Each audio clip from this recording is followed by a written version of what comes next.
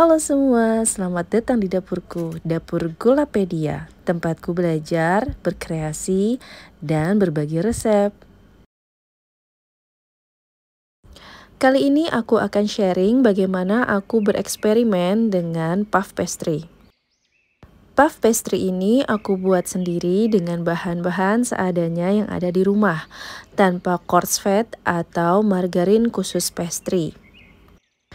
Dan aku senang dengan hasilnya, karena tanpa coarse fat pun kita bisa mendapatkan puff pastry yang berlayer, di mana teksturnya masih garing di luar dan lembut di dalam.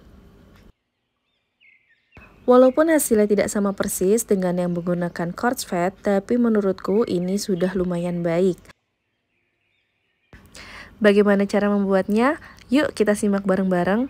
Pertama, kita siapkan dulu untuk kulitnya, yaitu 250 gram tepung terigu berprotein tinggi dan setengah sendok teh garam, lalu 25 gram margarin cair, lalu 150 gram air, dan kita aduk rata. Oh ya, untuk tepungnya aku masukkan secara bertahap ya, agar lebih mudah untuk mencampurnya.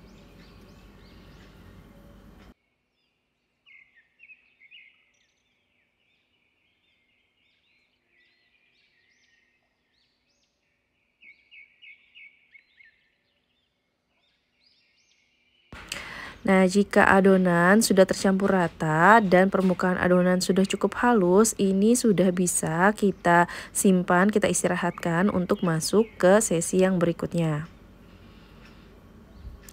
Kita simpan dalam suhu ruang selama 30 menit dan jangan lupa untuk di cover plastik agar tidak kering permukaannya. Lalu kita akan masuk ke adonan pengganti coarse fat. Aku siapkan 80 gram terigu berprotein sedang, 80 gram margarin, lalu 10 gram minyak sayur.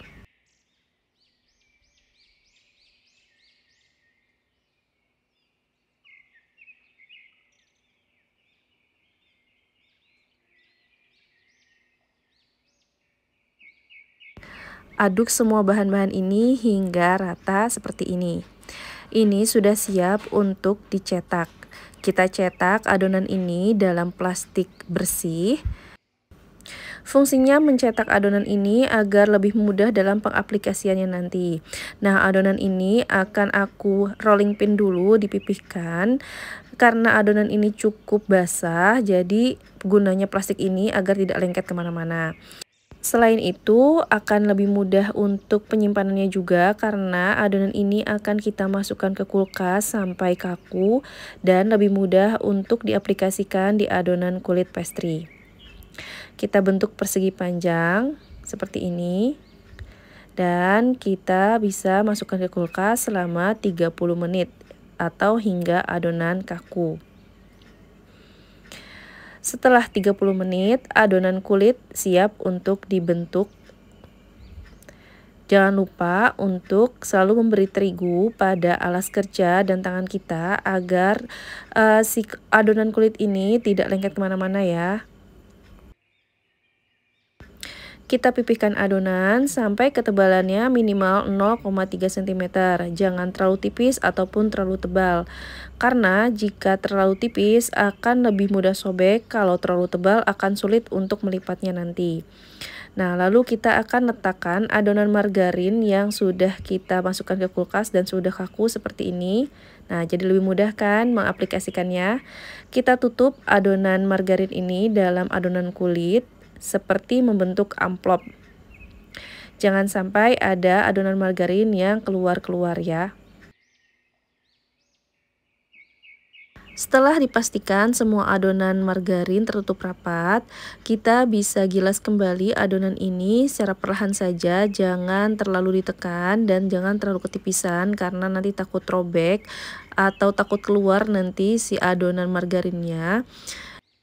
Aku menggunakan teknik double folding untuk melipat si pastry ini ya. Lalu aku putar pastry-nya dan aku mulai pipihkan lagi ke arah yang berbeda. Dan jangan lupa kita juga sering-sering baluri dengan terigu ya, agar tidak menempel adonannya satu sama lain. Nah, jika sudah pipih seperti ini, kita bisa lipat lagi adonannya seperti ini. Dan kita istirahatkan kembali selama 10 menit agar lebih lentur dan lebih mudah kita untuk melipatnya lagi. Nah, ini sudah didiamkan 10 menit. Kita baluri lagi dengan tepung terigu. Tepung terigu ini juga berfungsi untuk agar si adonannya tidak menempel satu sama lain, jadi nanti layernya terlihat. Kita pipihkan lagi ke arah yang berbeda dari yang sebelumnya. Kita ulangi kembali melipat adonan ini sebanyak 2 kali dengan teknik melipat yang sama dengan yang sebelumnya. Aku melipat adonan ini sebanyak 4 kali dengan jeda istirahat selama 10 menit setiap 2 kali melipat. Makin banyak lipatan akan makin banyak layer yang terbentuk nanti ya.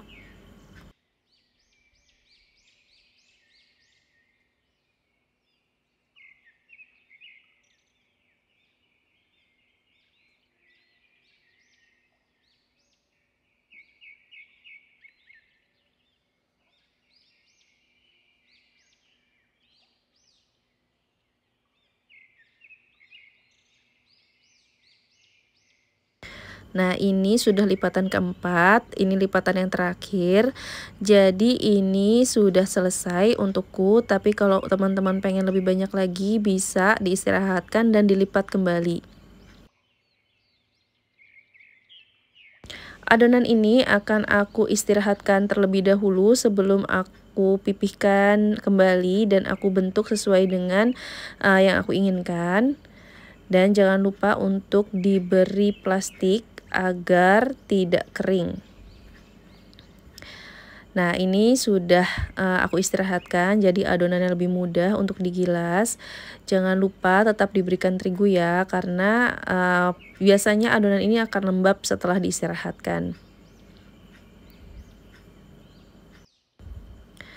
Lalu setelah itu kita pipihkan dengan rolling pin menjadi persegi panjang dengan ketebalan sekitar 0,4 sampai 0,5 cm. Jangan terlalu semangat ya nekennya, jadi pelan-pelan aja agar semua layernya tetap terbentuk dengan baik dan tidak ada yang bocor. Nah, seperti ini. Lalu nanti aku akan potong 3. Karena aku hanya akan buat sekitar sepertiganya aja, sisanya akan aku simpan untuk kita eksperimen selanjutnya. Adonan yang kupakai hanya satu bagian saja, jadi 2 adonan ini akan aku simpan di dalam kulkas. Jangan lupa untuk dibalut dengan plastik ya seperti ini agar tidak kering. Nah, ini adonan yang akan aku olah untuk menjadi puff pastry. Kita buktikan apakah benar adonan ini bisa menggantikan coarse fat. Jadi aku bagi 4 bagian seperti ini, lalu masing-masing aku pipihkan lagi sampai kira-kira 0,3 cm. Jangan terlalu tipis juga ya, karena takutnya nanti layernya tidak terbentuk jika terlalu tipis. Lalu aku kerat seperti ini samping-sampingnya dan aku lipat menyilang.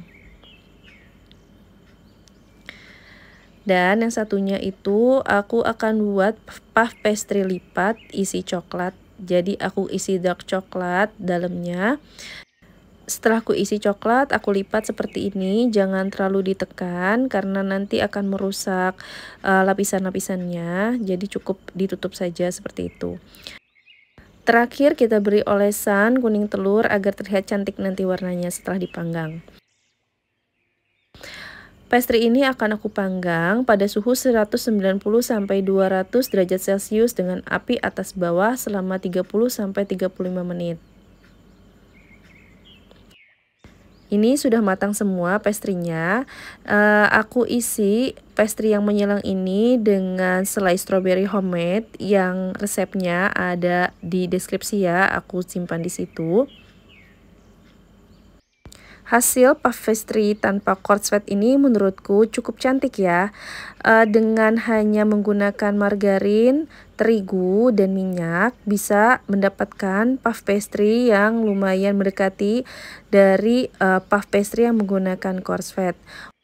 Perbedaan yang agak mencolok menurutku untuk hasil puff pastry yang tidak menggunakan quartz fat ini memiliki layer yang agak sedikit lebih tebal dan berat dibanding dengan yang menggunakan quartz fat. Untuk bahasan lebih lanjutnya akan aku buat videonya setelah ini ya. Semoga hasil eksperimenku ini membantu teman-teman ya. Terima kasih telah menonton, semoga bermanfaat.